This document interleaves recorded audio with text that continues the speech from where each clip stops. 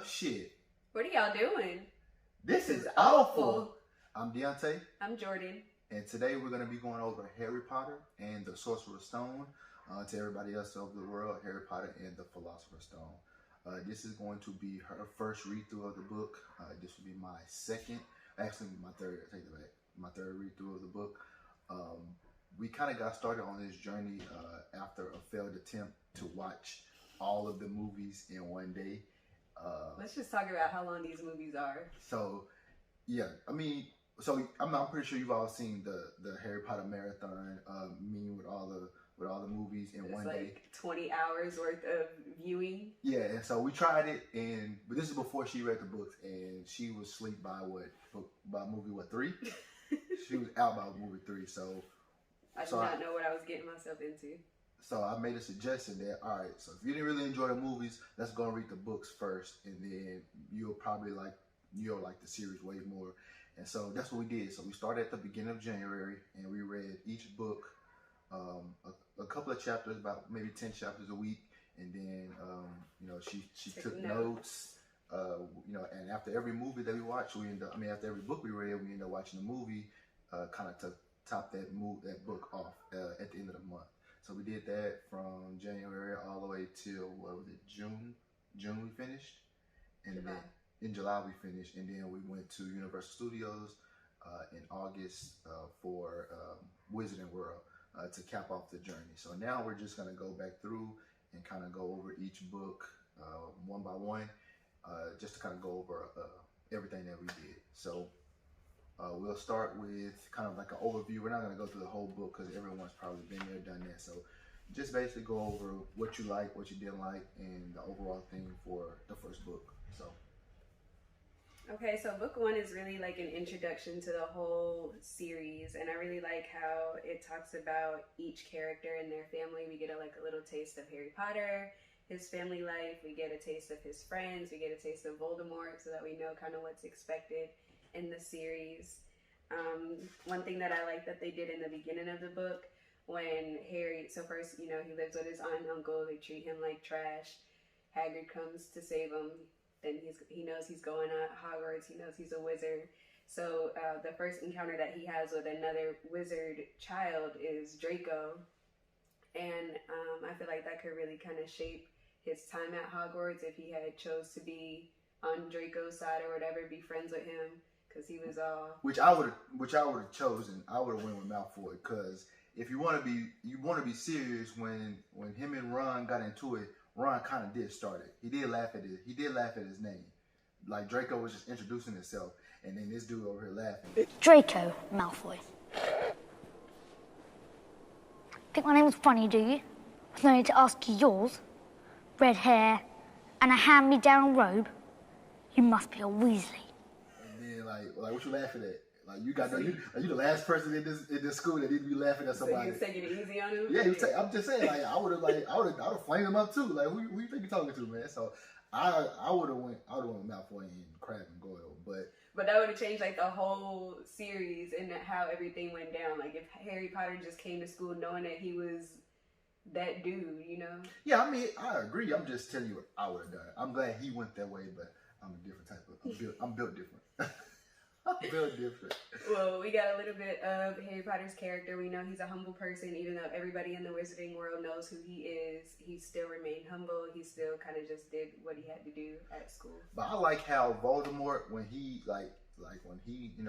when he fell or whatever, and people in the Muggle world, when Uncle Vernon was at work, people were like, they were happy that he was gone. Like that's how much Voldemort had everyone shook. Like how much of an impact he had. Yeah, this was not even his world. And not even his world, and he was still affecting.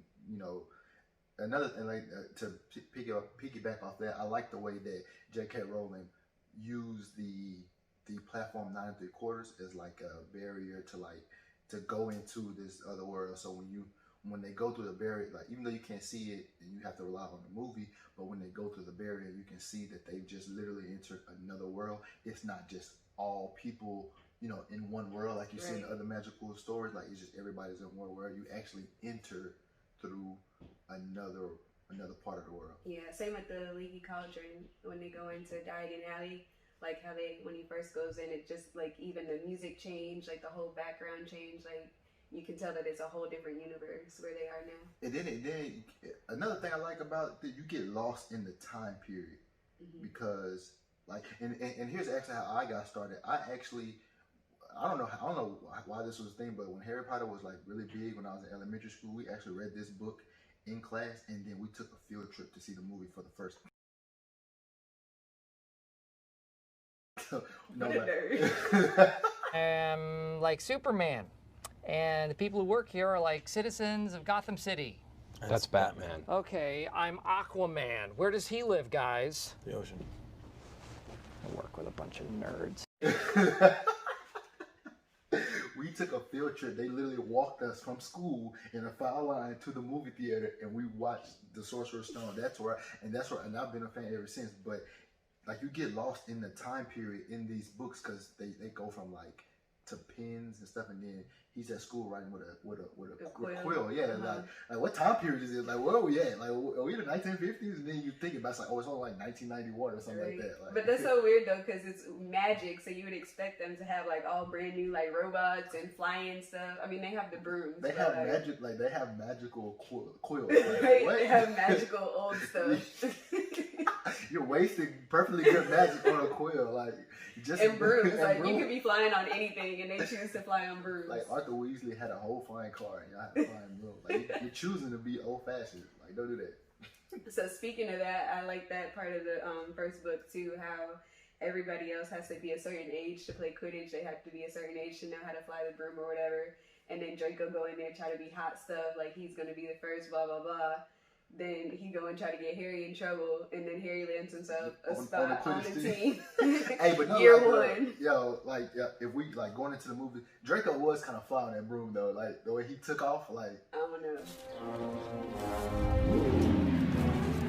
How about on the roof?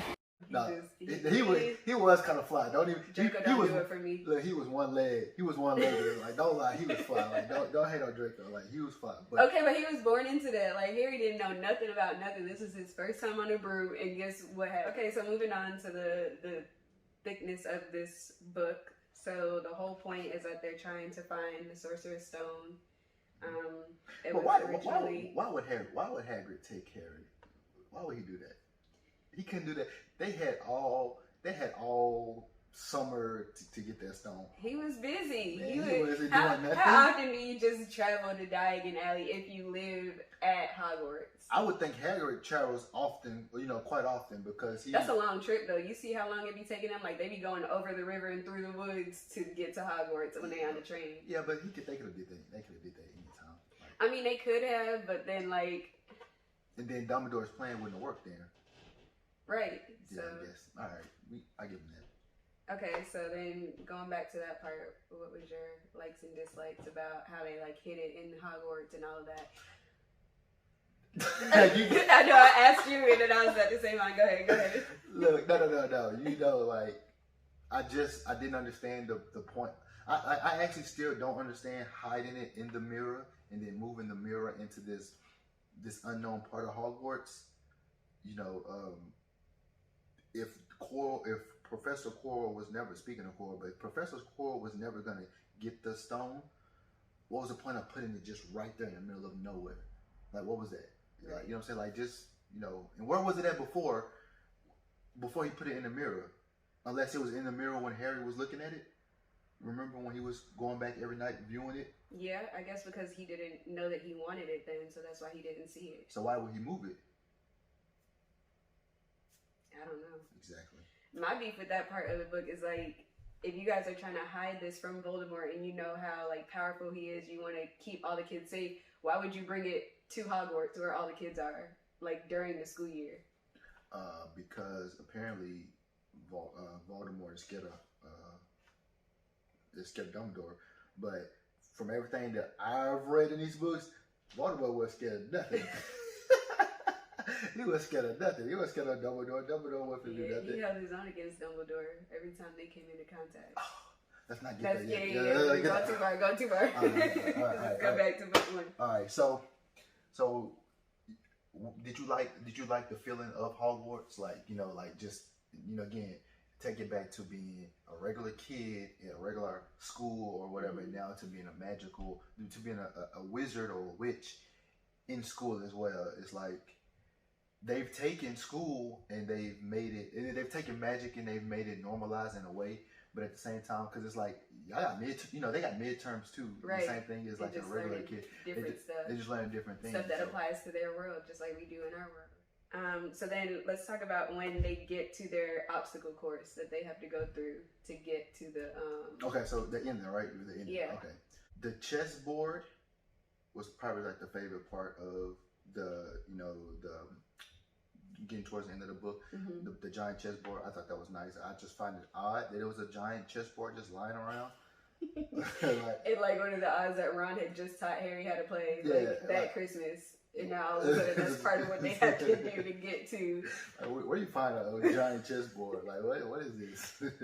That's a wizard's chess. But they gave Ron some time to shine because that's what he's been dying to do in every book. All he wants is a little bit of attention. He deserves it. He deserves it. He just be whining. No, I don't think he. Everybody else gets all the fame. Harry didn't even know about us, and everybody loves him. He never said that. When am I gonna get recognized? He never said that. That's how he seems. He never said that. He never did. I don't know. Not in book one. He didn't do that at any time in the series to me, except at the end. At the end when he had the book. Okay. Spoilers. Okay. Well, you just said it. You said it throughout all the books. Yeah, but I didn't say what he was doing. Same thing. That's really the same thing. Sorry, guys, if you have not read all the books yet. I was going to edit that out anyway, so.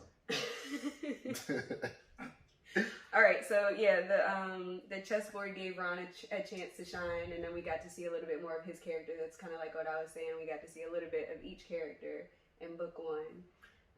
And then the next part with the potions and stuff, we got to see Hermione and her abilities basically. So this kind of shows what each friend will be good at moving forward. Okay, yeah, that's a good point. I don't know why they didn't put that in the movie though. The last test, the potion part, right. Yeah, I don't understand. But so that was a good way, and that was a good way for us to see what each character will bring to the table. As far, but it's funny that all of the things that Ron and Hermione, the two things that they were good at, is stuff that they've been practicing and doing, and what Harry was good at was just like, you just learned how to fly, like literally like 3 months ago, and this is just luck. That's what he said every time. It was luck. I mean, but sometimes you got to get lucky, I guess. But no. But again, I do like so getting to Professor Quirrell. Well, let me ask you this: when you was reading it, did you think it would be him? No, I knew something was gonna be up with him, just because he's kind of like sneaky, and we see him in different parts of it. Like we saw him, didn't we see him with Professor Snape at one point? Yeah, they were in the Forbidden Forest at night. One time, yeah. So I knew something fishy was up, but I didn't know that he would be like helping Voldemort. You thought it was Snape, didn't you? Yes. Absolutely. Yeah, everybody did. Everybody did. Look, what did Harry, the first time he came and saw him, he was like, "Dang, why he don't like me?" Look, when he saw, he said, "No, but Snape." He said, "Yes, seems the type." You? No, it can't be. Snape. He was the. Yes, it does seem the type, doesn't it? We'll get more into Snape as we go on, because I got a whole lot to say about Snape. A whole lot to say about everybody's beloved Snape. Everybody's beloved. Don't go there. Do not put me on blast in front of all these people. Okay, we won't go there. All right, thank you. All right, so then toward the ending of the book, so we finally get to see who it is who's actually helping Voldemort get into Hogwarts, and then Harry defeats him. Voldemort runs. Like, what would be your reaction as Harry at this point? He's finally come into contact with this person, he who must not be named. He's finally got to see him. Like, it would be the same. I would be the same as he was. I would be asking a lot of questions. Just same thing when he met with Dumbledore in the hospital, and he was asking all them questions. And this is where it starts with Dumbledore like making his mistakes and not telling Harry everything that he should have. which is like, to me, lying. If you know the truth to something and you're withholding it, I kind of feel like that's lying. And he's basically, I guess he thinks he's helping, but again, you know, who can say that he was right or wrong? Right. You know, because Harry's still only 11 now. Let's think about. That's true. And this is his first year in the wizarding world. I mean, but he did like everything was brand new to him. But he did just, you know, come in contact with Voldemort. Yeah, true. Somebody tried to kill him. Would you go home saying like, "Oh, this was the best thing ever" after that, and wanting to come back for more? I mean, he was being child abused. I guess so, if you live in a cover, anything's better than that. I mean, he was not. I almost died. Let's do this again. Look, he was not being fed for a week. I mean, you know, anything better. You just going back for the food, if nothing else. The free food. So I mean, but I guess, you know, I understand why I was happy for him. Like at the end of the book, I was happy for him. Yeah. I thought it was, you know, Hagrid giving him the you know, the photo and everything like that. I thought it was a good ending. I overall thought it was a good book for the first, you know, saying for the first installment. And then rereading it, it kind of like took me all the way back, you know, rereading it with you. But you know, it wasn't you know, we're gonna talk about Chamber of Secrets in the next video, but that was actually one of my favorite books. Also, and one of my favorite movies. But that's about all I have for the first book. What about? Yeah, it's definitely a great introduction. It leaves you wanting more. It leaves you wanting to see what's going to happen next. And we know that we're going to get deeper into the story with each of the characters. So it was a really great way to start off the series, and I was excited to go to book 2. All right, so that's all we have for you today for Harry Potter and the Philosopher's Stone, aka the Sorcerer's Stone.